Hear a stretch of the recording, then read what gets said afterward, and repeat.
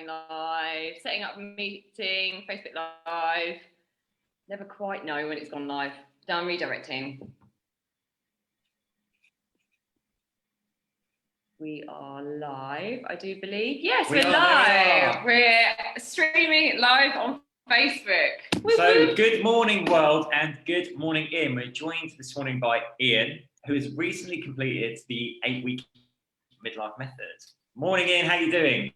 Morning, James. I'm good, thank you. Very good. Thank you so much for being here, Ian. It's like such a pleasure to see your lovely smiley face on a Saturday morning. It's always going to smile when you two are there, isn't it? Oh, bless you, heart, bless you. So there is a little bit of a, we are in Spain, so you have to forgive our internet isn't absolutely amazing, but we'll keep going with it. So Ian, thanks so much for doing, coming on this morning and taking the time just to talk to us a little bit about your experience with the Midlife Method. Yeah. So we're just going to go through like a few questions just to give people an idea about what you experienced doing it. So firstly, Ian, why did you decide in the first place to do the Midlife Method? What were some of the challenges you were experiencing? There was a specific day, really. In fact, two events. I've never been a little guy. I never will be.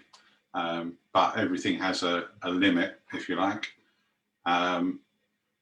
Last year, I was at a race meeting with a good friend of mine who's a professional race driver. And he actually got weighed or declared a weight as he got into his car for a race.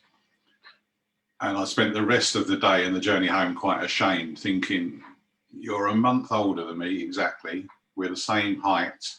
There's no way that I can justify to myself or anybody else the extra 20 kilos that I'm carrying. If you can do it, I can do it. And that sort of ate away at me for a little while.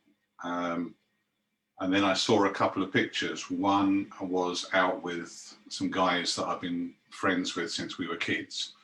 And in the group, I'm known as Big Ian.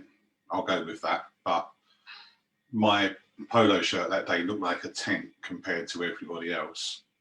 And similarly, I saw a video of me conducting a funeral and my uniform. I thought, that's not where I want to be. So pictures speak 1,000 words. If you put those three events together, it was, okay, let's do something about this. Simple as. Thank you for sharing that. Yeah, thanks for sharing that. Thank you. So why now? Why did you, well, obviously like 8 weeks ago now, when you first, we were obviously having conversations before that, but why did you feel like, yeah, enough's enough, I've got to do something about it now? What was the driver behind that? There was a few. Big birthday coming up next year. I know it's difficult to believe that I'm nearly 40, but hey ho. I love you. No. I'm not laughing. Yeah, excited for your 40th, Ian. So now you're sitting there thinking 60 or 70, which one's it going to be? No, don't consider it. Big birthday coming up is one thing. Whatever your view of COVID, whole different conversation, but lots of conversations saying the bigger people are the ones that are going to struggle. Leave that there, but you know, it's been said. And thirdly, and I thought about this a bit, two big events that were coming up at the time.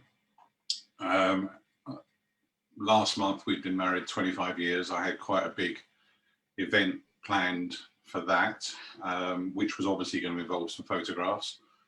And then, God willing, we've got a big holiday in January with a friend who's very slim and our two wives who are very slim. And I just had this image of the four of us on the beach and one being the odd one out, which I don't want to be. And when we talked about that recently, Claire, you said you've got such great respect for your girls, your wife and your daughter, to actually make this happen, particularly for the event last month. But I think it goes down more as self-respect, actually, to present yourself in a way that's appropriate, that matches the effort that those around you make. So how open and honest do you want me to be? Yeah, that's a it's beautiful thing. Really it's. is I did say Thank that. you for sharing I did that. say that to you recently. Just for anyone out there like listening to this. So basically, yeah, we always dive into people's why, don't we? And so when people start, we dive into the why, the emotional connection for why you want to achieve what you want to achieve. And I said to you, you know, it's a really lovely thing, the respect absolutely that you have for those women in your life, your lovely wife and your lovely daughter, and actually wanting to be the best version of yourself for them, but also, as you've just revealed, kind of doing yourself justice, and that self-respect. So it's a lovely thing. Yeah, and I've never really analysed it. You know, what we've done together is a bit deeper than jumping around in lycra and eating lentils, isn't it? It goes a bit deeper than that. And you sort of, you know, you understand more about yourself. So thank you. Exactly. Yeah, it's definitely like that's, you know, that's what we always wanted to do, is have something that we could take people through where they learn something way more about themselves and kind of how to stay fit and healthy. That goes a lot deeper than that. So, Yeah, absolutely. thank you. What was it about the program that made you decide to choose it, Ian? Well, I've been aware of you two for a while. In the post that I made last week, I was honest with everybody that we've been friends for a while. I've never forgotten where I was the first time I laid eyes on the pair of you, and what came out of you in exuberance and just life, basically. And it's funny, isn't it? When we're with people in the situations, you never really know what's going in and what's registering. But we were at an event with your dad, Claire, and I was taking in really what was coming out of you two, just a joy of life. So if you're going to go anywhere, you're going to follow that, aren't you? Oh, thank you, Ian. That's beautiful. I'm a bit overwhelmed. We're just having a moment, just having a little moment where we're just letting that register.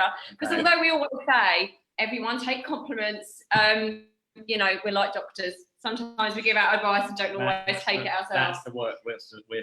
We're still doing that. Oh, that night, one of you was wearing a lovely green dress. Claire, you look quite nice too. So. Green, always green. That's the dress I got married in, Ian. That's the dress I got married in. Yeah. Right. Okay. So, what were you looking to achieve most of all, Ian? If you don't mind sharing that.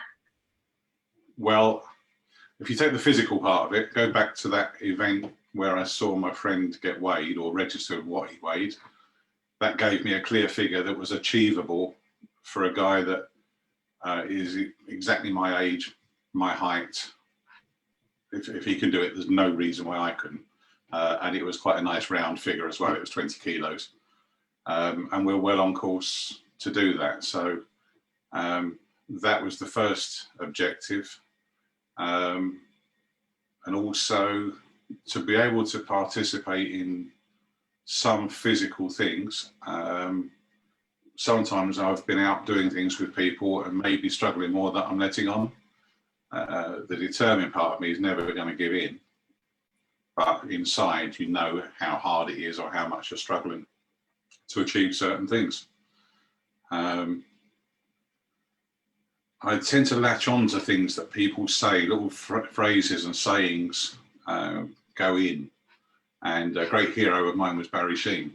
And I heard a story just before he died that he was with a friend called Steve Parrish. And he said to Steve, well, at least I won't die wondering. And Steve Parrish has, Steve Parrish has made a career of, in a lovely way, of carrying on Barry Sheen's legacy. And Steve will always say to you, don't die wondering. And if you don't want to die wondering, then you've got to be fit enough to not wonder about things. If you want to participate in the things that I love to do, there's a level of fitness required.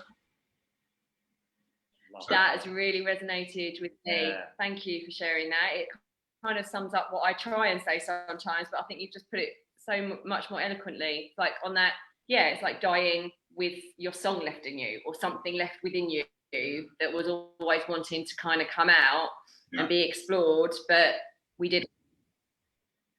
Absolutely. That's So I don't intend to die wondering, so I've got to be fit enough to try things. beautiful. Amazing. I love that. That's fantastic. So Ian, tell us a little bit about the results you got, like the physical ones, but also maybe what else you took away from it and how you felt. Hold on to your hat for the physical ones, guys. This is amazing. Physical first. Well, you know, we spoke and there was a little bit of preparation time before we actually kicked into the 8 weeks. So from the first conversation that we had to this morning is 11.5 kilos. Over the 8 weeks, I think that's about 7 and a bit kilos. So it's I tend to think in old money. On a bad weekend when I'd had a couple of beers. Yeah. Yeah, in a bad. Say that again.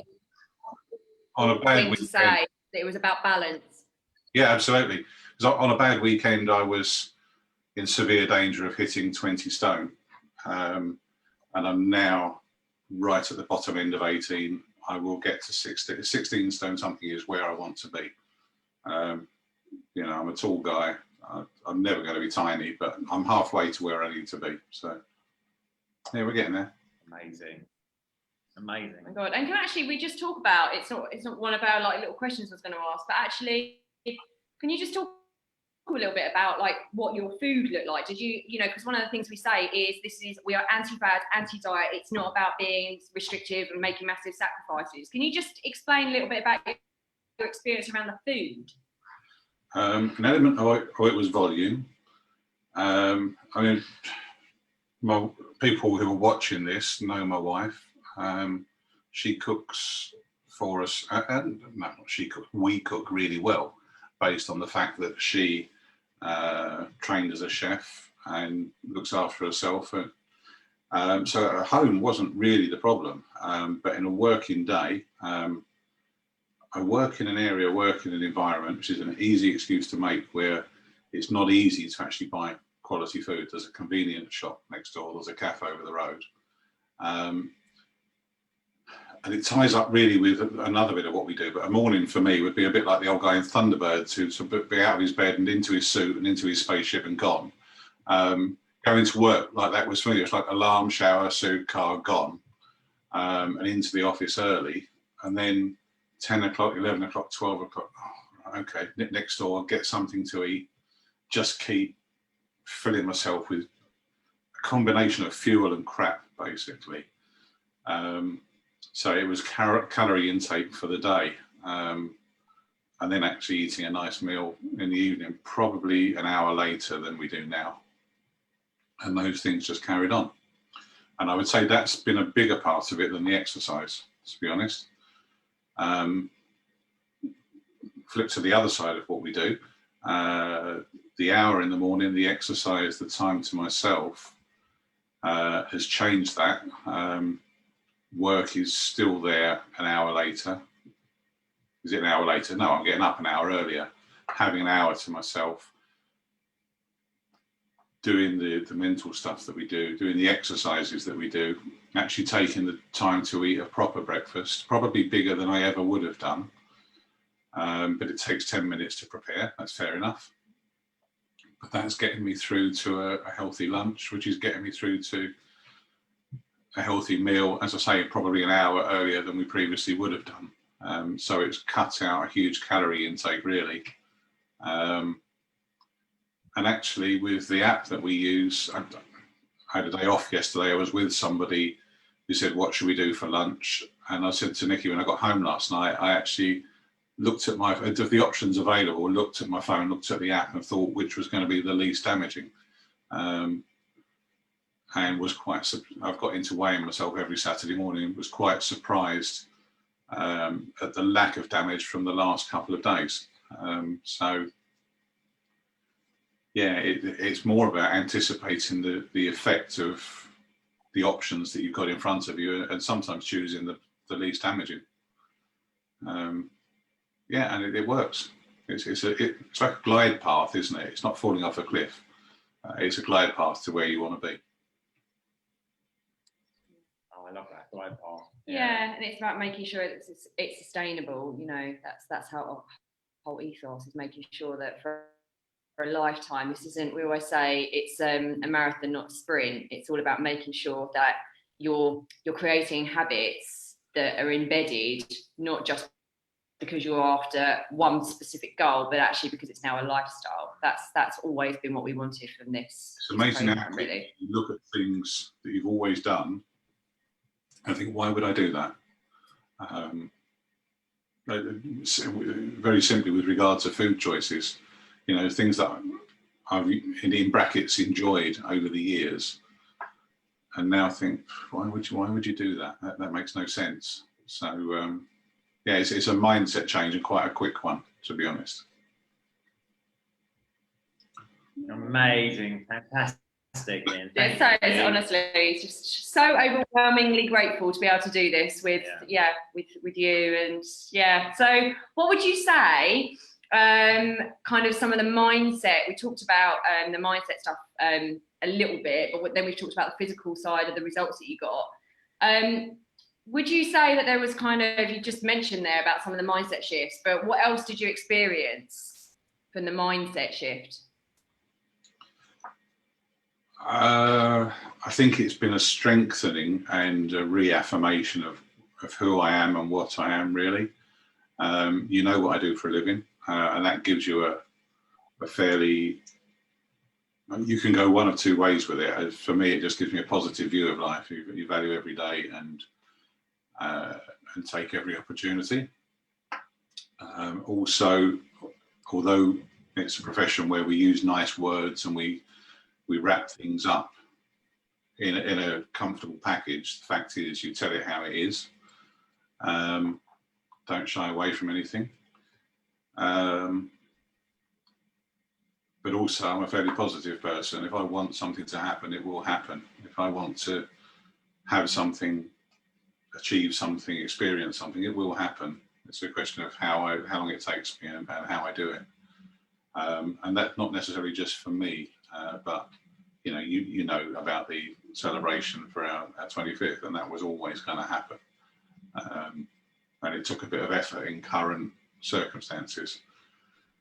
So it just reaffirms that part of me, basically.